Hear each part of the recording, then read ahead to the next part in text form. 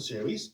And if you think about films and entertainment, let's take a trip to Disneyland. I've been dying to ride Snow White's Enchanted Wish at Disneyland, but you weren't sure if you'd fit. Hey everyone, we're plus-size park hoppers, rearranged in sizes from 2X to 5X. Make sure you like this video and follow us for our plus-size Disney tips and tricks. Make sure you watch this video to the end for a helpful tip on the turnstiles at Disneyland. Snow White's Enchanted Wish is a slow-moving dark ride taking you through the story of Snow White. This ride has such a classic feel and really captures the essence of Disney. One thing to note about the queue for this ride is that it's very narrow, which means that it's not wheelchair accessible, unfortunately. But we'll go into more detail on that later. There is a very tight turnstile to get into this ride, but later on in the video, we'll show you how to avoid it. The ride vehicle is a minecart with 2 rows of bench seating. The safety mechanism for this ride is a lap bar, and none of us had any problems with this. It did not need to get to a certain position to lock. There is a step up to get into the vehicle, and the opening is quite narrow. If you're plus size, we highly recommend sitting in your own row. We tried riding 2 in a row and regretted it immediately. If you are traveling in a wheelchair or have trouble getting into narrow spaces, there is an accessible vehicle.